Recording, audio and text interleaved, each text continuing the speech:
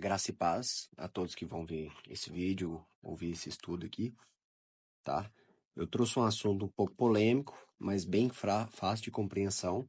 É no livro de Hebreus, onde eles usam Hebreus 10, 25, para dizer que quem abandonou o sistema religioso está errado, porque lá diz, não deixai vossa congregação, como é costume de alguns. Então eles usam esse versículo para dizer às pessoas que abandonaram a religião, abandonaram as denominações religiosas, para dizer que estão erradas, né? Precisam voltar a ser escravos do sistema religioso. Em Hebreus 10, 25 diz assim, não deixando da nossa congregação, como é costume de alguns. Todo texto, isso é uma regra que eu sempre falo, tá? Falo para meus amigos, falo para meus clientes, quando vou falar do evangelho para eles. Mas uma regra de português básica que deve ser aplicada nas nossas vidas sobre a interpretação de texto é o seguinte: todo texto deve ser interpretado em seu contexto. Você não interpreta um texto só através de um versículo isolado. Sendo assim, as pessoas manipulam qualquer texto. Em cima de um versículo isolado é fácil manipular um texto. Então, para que o texto não seja manipulado, é necessário você ler todo o contexto desse texto. Como, por exemplo, João 10, ladrão vem senão para matar, roubar e destruir. Muitos falam que é Satanás, mas não é, tá? Isso é outro assunto. Isso é para outro vídeo, para outro estudo. No caso ali, fala dos líderes religiosos, mas seja outro vídeo aqui, outro estudo com os irmãos, tá? Então vamos lá. Pra gente entender melhor, eu mandei aqui, vai ser bem fácil. Nós vamos primeiro ler o texto. Eu vou explicar aqui e depois a gente vai ler o texto. Vamos por partes. O estudo diz assim, explicação da carta aos Hebreus, ao qual os líderes religiosos isolam um versículo para prender as ovelhas no sistema religioso, não deixando nossa congregação, como é costume de alguns. Hebreus 10, 25. A carta aos Hebreus foi escrita porque os judeus cristãos estavam desistindo da fé da graça de Deus em Cristo e retornando aos ritos, práticas e crenças e legalismo do judaísmo, baseados nas leis da antiga aliança. O esforço do escritor da carta é mostrar que aquele retorno significaria pisar o sangue da nova e perpétua aliança, apostatar da fé em Jesus. O autor da carta quer mostrar que eles tinham que congregar somente no nome de Cristo, pois no capítulo 3 da carta ele convida o povo judeu para seguir somente a Cristo fora do arraial. E neste contexto, essa expressão significa fora do sistema religioso. Na carta também vemos que o seu apelo é mostrar a superioridade de Cristo. Cristo é maior que os anjos e profeta, Cristo é melhor que Moisés, o sacerdote de Cristo é melhor do que o de Arão, porque seu sacrifício valeu de uma vez por todas. Ele é melhor que a lei, porque ele é o mediador de uma aliança melhor. 1 Timóteo 2,5. Enfim, há muitos ganhos em seguir a Cristo do que voltar ao judaísmo. Portanto, abandonar a graça é crucificar a Cristo novamente. Saibam que cair da graça também é se entregar ao mecanismo de sacrifício, como campanhas, montes, barganhas, templos, dias marcados para cultuar, etc. Por mais inocente que pareçam, isso significa a invalidação do sacrifício eterno de Cristo Jesus. Tá? Então nós vamos aqui falar um pouco, eu vou parar por aqui, nós vamos ler aqui o contexto de Hebreus 10, tá? Do 1 ao 39, nós vamos ler tudo aqui. Então vamos lá. Vamos ver se é isso mesmo, se aqui quando fala não abandonais vossa congregação, se está falando de denominação. Antes de eu começar, devemos entender que naquela época não haviam denominações religiosas. Essas denominações religiosas, principalmente as protestantes, elas vieram da católica, né? Então o padre Martim Lutero pregou as 99 teses e fundou a reforma protestante, igual veio surgindo denominações e denominações, batista, Deus é amor, universal e por aí vai. Então, quando o apóstolo Paulo escreveu isso aqui, não tinham denominações religiosas, então não tem como ele ter citado denominações, porque elas não existiam, são criações depois, né, criadas por homens e não por Cristo, então elas não têm base bíblica. Então não podemos trazer essa passagem para denominação, não abandonar a vossa denominação, porque denominação religiosa não existia, tá bom? Aqui fala de congregação. Congregação o quê? Dos santos. Aqueles que estão ligados em Cristo Jesus mediante a fé. Eu e você que está me ouvindo, somos a igreja de Cristo, ligadas no seu sangue, ligados no poder espiritual de Cristo, onde Ele é a pedra angular desta igreja. Ele é a rocha que nós, como os pedregulhos, como pequenas pedras, somos alicerçados, somos ali firmados e constituídos como corpo de Cristo, ao qual forma a igreja. Então, em Hebreus 10, o apóstolo Paulo fala dessa congregação. Quando ele diz, não abandonais vossa congregação, ele está falando da congregação dos santos que são unidos mediante a fé. Vamos entender melhor aqui pelo contexto que fala por si só. Vamos lá. Diz assim, a lei dada por Moisés não é um modelo completo e fiel das coisas verdadeiras. É apenas uma sombra das coisas boas que estão para vir. Os mesmos sacrifícios são oferecidos sempre, ano após ano. Portanto, como pode a lei, por meio desses sacrifícios, aperfeiçoar as pessoas que chegam perto de Deus? Se as pessoas que adoram a Deus tivessem sido purificadas dos seus pecados, não se sentiriam mais culpadas de nenhum pecado, e todos os sacrifícios terminariam. Em vez disso, esses sacrifícios, realizados ano após ano, servem para fazer com que as pessoas lembrem dos seus pecados. Pois o sangue de touros e de bodes não pode, de modo nenhum, tirar os pecados de ninguém. Por isso Cristo, ao entrar no mundo, disse, Tu, ó Deus, não queres animais oferecidos em sacrifícios nem ofertas de cereais, mas preparastes um corpo para mim. Não te agradam as ofertas de animais queimados inteiros no altar, nem os sacrifícios oferecidos para tirar pecados. Então eu disse, estou aqui, ó Deus, venho fazer a tua vontade. Assim como está escrito a meu respeito no livro da lei. Primeiro ele disse, tu não queres sacrifícios ou ofertas de animais, e não te agradam as ofertas dos animais queimados inteiros no altar, nem os sacrifícios oferecidos para tirar pecados. Ele disse isso, embora todos os sacrifícios sejam oferecidos de acordo com a lei. Depois ele disse, estou aqui, ó Deus, para fazer a tua vontade. Assim Deus acabou com todos os antigos sacrifícios e pôs no lugar deles o sacrifício de Cristo. Parando aqui rapidinho. É muito claro quando diz que Deus não agrada daqueles sacrifícios que foram oferecidos. Porque se ele agradasse deles, se ele tivesse poder para aperfeiçoar ou para santificar alguém, Cristo veio em vão, Cristo não precisaria ter vindo.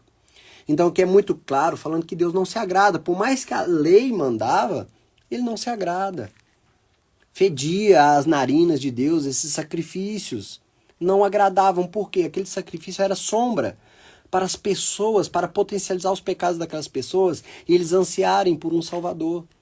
Para eles ficar nessa busca inconstante de salvação, de remissão dos pecados. Por isso que era feito de ano em ano, de 7 em 7 anos, era feito esses sacrifícios para tipificar Cristo. Era uma sombra de Cristo, da realidade do sacrifício de Cristo. Por isso que João Batista, quando viu Jesus, diz, eis o Cordeiro de Deus que tira o pecado do mundo. Porque esses cordeiros que eram queimados, que eram sacrificados na antiga aliança, representavam o próprio Cristo. Então aqui ele diz que não alegra desse sacrifício, deixando bem claro que o único sacrifício que se alegra é o sacrifício de Cristo.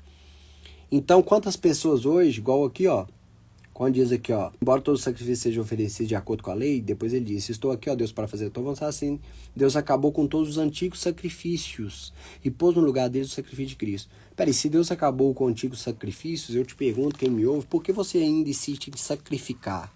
Em fazer algum sacrifício para Deus. Porque quando fazemos algum tipo de sacrifício, é a mesma coisa de virar para Jesus e falar assim, ó Senhor, o seu sacrifício para mim não é suficiente. Eu preciso sacrificar para Deus alguma coisa. Como se o nosso sacrifício valesse de algo. Mas não, irmãos, nosso sacrifício não vale de nada. O único sacrifício que chega com um aroma suave às narinas de Deus é o sacrifício de Cristo. Os nossos não valem de nada, porque somos pobres, pecadores e miseráveis. Somos malditos, como diz o apóstolo Paulo.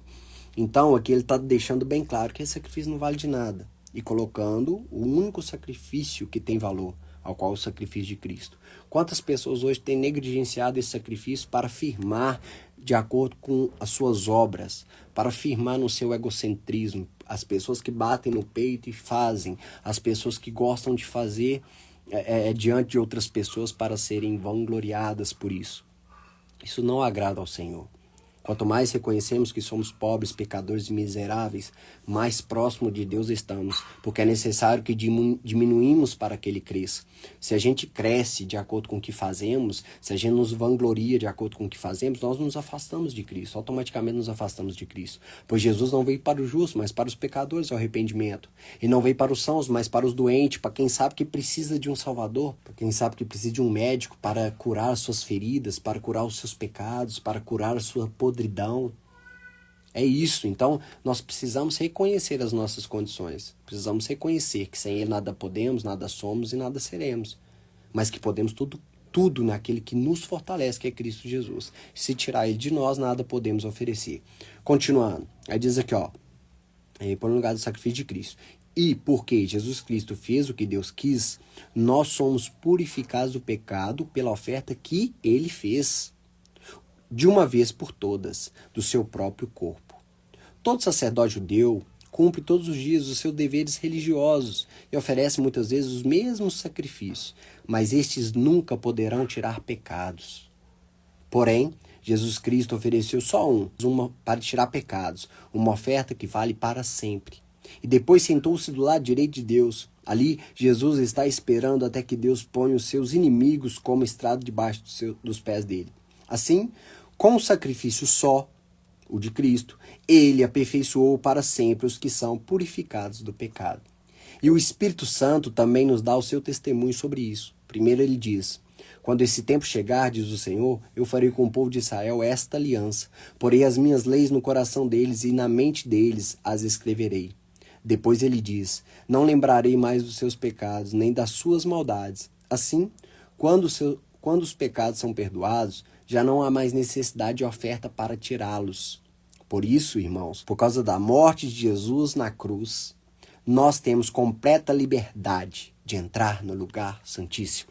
Tá vendo? Cristo, por causa do seu sacrifício, eu vou até o Pai.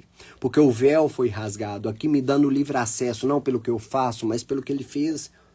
Você pode passar a vida inteira tentando merecer, Jesus vai continuar dizendo: é favor imerecido, não é pelo que você faz, é pelo que eu fiz. Isso é descansar na graça de Deus, é entender a suficiência do Cristo sobre nós, a supremacia dele sobre nós, a igreja. Aí aqui diz assim, por meio da cortina, isto é, por meio do seu próprio sangue, ele nos abriu um caminho novo e vivo. Nós temos um grande sacerdote para dirigir a casa de Deus. Portanto, cheguemos perto de Deus com um coração sincero e uma fé firme, com a consciência limpa das nossas culpas e com o corpo lavado com água pura. Guardemos firmemente a esperança da fé que professamos, pois podemos confiar que Deus cumprirá as suas promessas. Pensemos uns nos outros, a fim de ajudarmos todos a terem mais amor e fazerem o bem. Olha só, parando aqui rapidinho, nós já vamos entrar aqui no texto lá, polêmico, que eles pegam o versículo isolado. Vai ser o próximo. Diante de tudo que eu li aqui, está falando o quê? Está falando que os sacrifícios do Antigo Testamento não agradam a Deus. Está falando que o Antigo Testamento era somente sombra, mas que o que agrada a Deus é o sacrifício de Cristo. Hoje oferecemos, o que oferecemos a Deus hoje? O nosso coração, o nosso culto racional, ao qual Cristo é o nosso sacrifício pascual. O viver é Cristo, onde é o nosso culto racional, como diz o apóstolo Paulo. Então aqui, diante de todo esse contexto que ele está falando sobre lei e graça, sobre a antiga e nova aliança, sobre a antiga lei, a antiga aliança que necessitava matar animais anos após anos, e a nova aliança que foi firmada no sangue de Cristo, ao qual é perfeito. Aí o que ele diz aqui, depois de falar tudo isso? O que agrada, o que não agrada, debaixo de que estamos, o que agrada ao Senhor, o que não agrada, etc. Aí entra no texto onde diz assim, não abandonemos como alguns estão fazendo o costume de assistir às nossas reuniões. Pelo contrário, animemos uns aos outros, ainda mais que agora vocês veem que o dia está chegando. Vocês podem ler, em algumas traduções vai dizer, aqui eu trouxe a NTLH, vai dizer, não abandoneis vossa congregação, vosso que? Reunião. Aqui diz, vou ler de novo, não abandonemos como alguns estão fazendo o costume de assistir às nossas reuniões. Então não abandone as nossas reuniões, não abandone a nossa congregação, não abandone esta verdade que está sendo pregada, propagada. Aí diz, como alguns estão fazendo, vocês estão abandonando o costume de assistir nossas reuniões. Pelo contrário, não façam isso, animem uns aos outros, ainda mais agora que vocês veem que o dia está chegando. Pois se continuarmos a pecar de propósito, depois de conhecer a verdade, já não há mais sacrifício que possa tirar os nossos pecados. Pelo contrário, resta apenas o medo do que acontecerá. Então o que ele está dizendo? Não abandoneis a congregação dos santos, a reunião dos santos, daquele que receberam um pleno conhecimento da verdade do Evangelho. Não abandone esta verdade, ao qual é cristocêntrica e não denominacional. Em nenhum momento ele está falando aqui, não abandoneis a vossa religião. Aí vocês vão olhar para o dia de hoje, nessa interpretação, entende o seguinte, diante desse texto, quem está abandonando a reunião dos santos? E voltando aos rudimentos fracos e inúteis das leis? Exatamente aqueles que estão abandonando a fé genuína no único sacrifício que é perfeito. Para crer em dízimo, campanha, jejum, sacerdócio humano, templo humano, altar humano e por aí vai. Se essas pessoas estão se voltando a isso, na verdade elas sim estão abandonando essa congregação. A congregação dos santos, a congregação da Igreja de Cristo, firmada na fé, pelo conhecimento da graça revelada a Paulo. Então aqui quando ele repreende, não abandonais vossa congregação, congregação do santo, e não denominação. Em nenhum momento cita que não abandonais vossa denominação, porque elas não existiam. Aqui quando ele diz, não abandonais vossa fé, não abandonais a verdade que lhes foi revelada, que lhes foi passada. Vocês estão abandonando ela para voltar aos rudimentos fracos e inúteis das leis. Aí eu pergunto a vocês, o que sustenta os templos hoje religiosos, denominados evangélicos? Lei, incluindo o dízimo, o sacerdócio, o homem lá no altar se dizendo mediador entre ele e Deus, sendo que aqui diz que Jesus é o sumo sacerdote e que nós temos livre acesso ao Pai. Então quando você se recorre ao sacerdócio humano, você nega Jesus. Peraí, Jesus, o Senhor não tem o poder para me levar ao Pai. Eu preciso do homem para ter essa mediação entre eu e você. Então já é uma mentira quando Jesus diz, entra para o seu quarto, fecha a porta, ora o seu pai que está em secreto, o seu pai que vem em secreto o recompensará. Senão ele diria, vá atrás dos sacerdotes, porque você não tem acesso a mim pelo meu sacrifício. Então todo o evangelho seria uma mentira. Mas qual é a verdade do evangelho? Qual é a boas novas?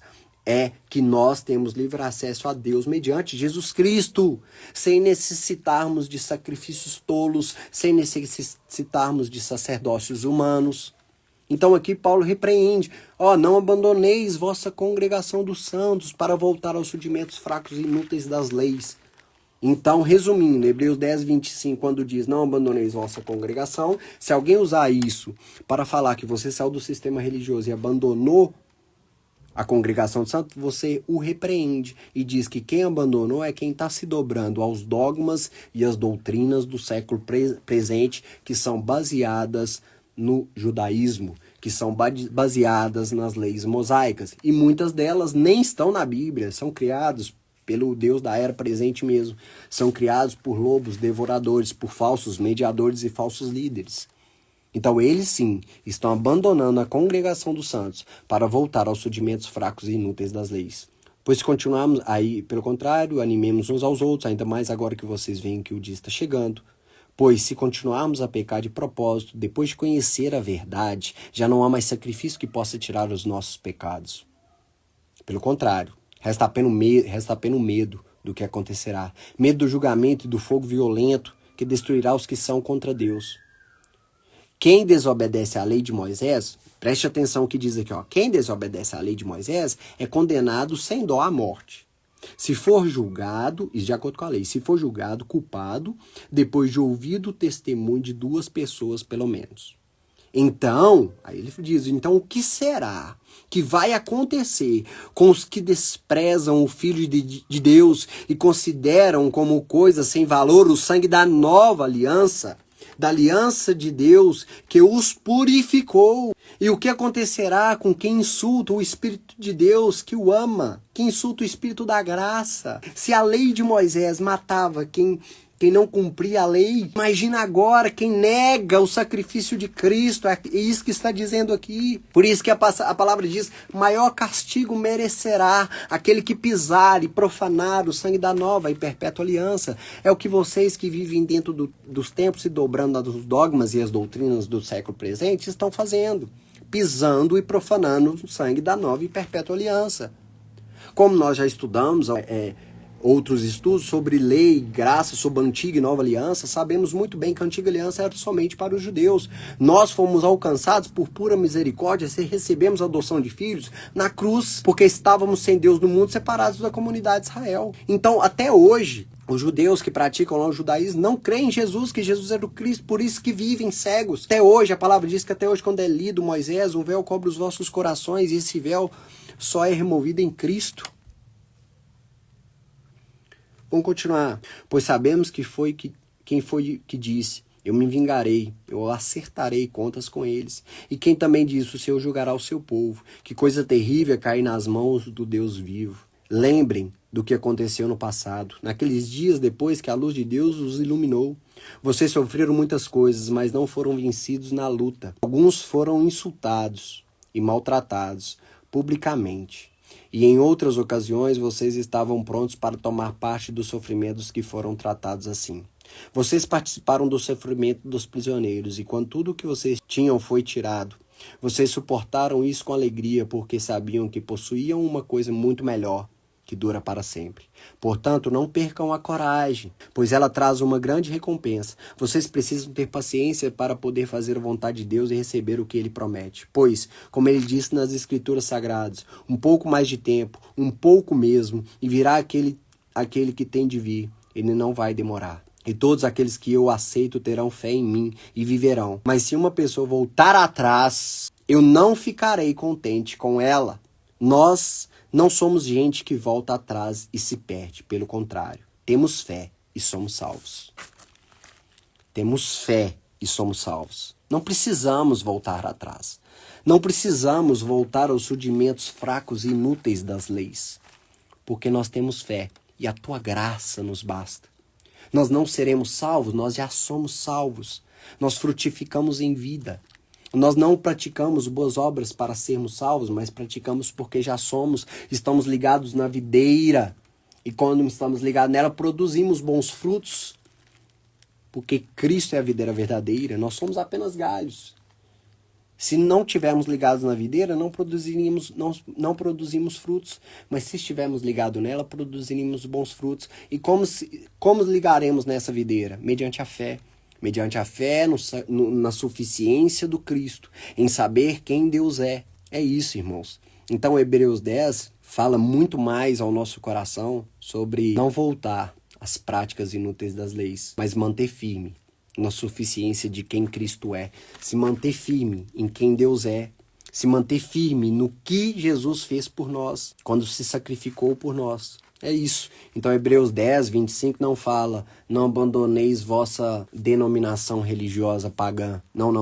Não abandoneis a fé genuína em Cristo Jesus, porque o justo viverá pela fé. É isso, irmãos. Conhecer essa graça, conhecer a suficiência do Cristo é algo libertador, leve, puro, simples. Então, quando alguém fala assim, você abandonou a igreja dos homens, né, denominação religiosa, Hebreus 10 fala, não abandonais vossa denominação mentira. Aí você o repreende e diz, não, mentira. Lá diz para mim não abandonar minha fé genuína em Cristo Jesus e fazer o que vocês estão fazendo, que é transformar o cristianismo em judaísmo, trazer o Cristo para o judaísmo. Não. Jesus, ele era judeu, ele viveu como judeu, mas hoje nós não seguimos como judeus, nós seguimos a Cristo ressuscitado, porque nós somos gentios. Então nós somos seguidores de Cristo e não seguidores da religião judaica, porque há uma grande diferença e não tem como jorrar água limpa e água suja da mesma fonte. Ficam na paz, que o Espírito Santo dê a vocês sabedoria e discernimento. E eu peço aos irmãos que avaliam com esse entendimento, em nome de Jesus. Leiam Hebreus 10 todo. E vocês verão que não tem nada a ver com abandonar sistema religioso. Pelo contrário, Jesus nos manda abandonar o sistema religioso. Nos chama para fora do arraial. onde o seu fardo é leve. Vinde a mim os que estão cansados e sobrecarregados, eu vos aliviarei. Carregai sobre vós o meu jugo e aprendei de mim, que sou manso e humilde de coração. Então é isso, Jesus nos chama para fora do apreço religioso e pede para abandonarmos essas cerimônias, esses dogmas, essas doutrinas que não têm valor algum para refrear as paixões da carne.